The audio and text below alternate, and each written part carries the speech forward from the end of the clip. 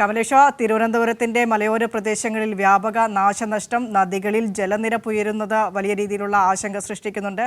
ഏത് രീതിയിലാണ് ജില്ലയിൽ ഇപ്പോൾ കാലാവസ്ഥ?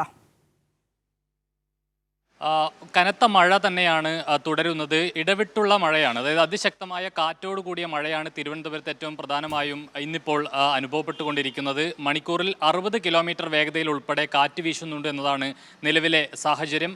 8 ജില്ലകളിൽ ഇന്നിപ്പോൾ റെഡ് അലർട്ട് പ്രഖ്യാപിച്ചിട്ടുണ്ട്. മറ്റ് 6 ഇടങ്ങളിൽ ഈ പറഞ്ഞതുപോലെ ഓറഞ്ച് അലർട്ടാണ് ഉള്ളത്. ആ നിലയിലാണ് കാര്യങ്ങൾ പോകുന്നത്. ഏതായാലും ശക്തമായ മഴ തന്നെയാണ് തിരുവനന്തപുരത്ത് തുടരുന്നത് എന്നുള്ളതാണ് നിലവിലെ സാഹചര്യം. അതോടൊപ്പം തന്നെ ഈ ശക്തമായ കാറ്റിലും ഒക്കെ മരങ്ങൾ ഉൾപ്പെടെ ഒടിഞ്ഞു വീണ് കനത്ത നാശനഷ്ടവും ഉണ്ടായിട്ടുണ്ട്. തിരുവനന്തപുരത്തെ മലയോര മേഖലകളിൽ ഉൾപ്പെടെ വലിയ നാശനഷ്ടമുണ്ട്. വൈദ്യുതി ബന്ധം വിച്ഛേദിക്കപ്പെടുന്ന സാഹചര്യമുണ്ടായി. നിരവധി വീടുകൾക്ക് കേടുപാട് സംഭവിക്കുന്നുണ്ട്.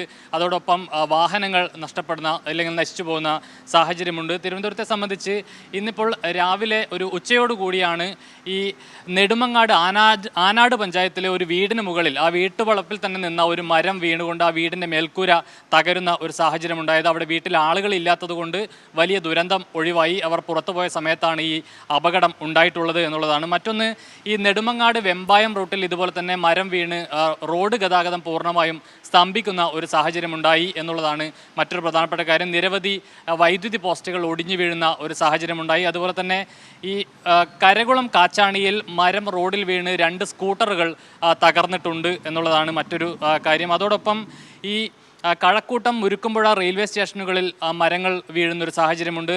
ഈ ട്രെയിൻ ഗതാഗതം അല്പം ഒരു പ്രയാസത്തിലേക്ക് പോകുന്ന സാഹചര്യമുണ്ട്. അതോടൊപ്പം ഈ വർക്കല പാപനാശം തീരത്തും ഇതുപോലെ തന്നെ ശക്തമായ കാറ്റും മഴയുമാണ് അനുഭവപ്പെടുന്നത്. തിരമാലകൾ അതിശക്തമായ, അതായത് വളരെ ഉയരത്തിലടക്കം തിരമാലകൾ വീശിയടിക്കുന്ന ഒരു സാഹചര്യമുണ്ട്.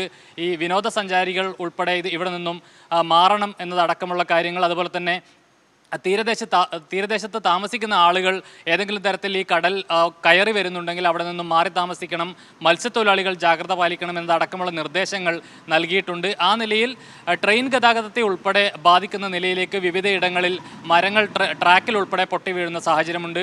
തിരുവനന്തപുരത്ത് നിന്ന് വടക്കോട്ടുള്ള ട്രെയിനുകളിൽ പലതും വൈകി ഓടുന്ന സാഹചര്യമുണ്ട്. പലയിടങ്ങളിലും ട്രെയിനുകൾ പിടിച്ചിട്ടിരിക്കുന്ന ഒരു സാഹചര്യം കൂടിയുണ്ട്.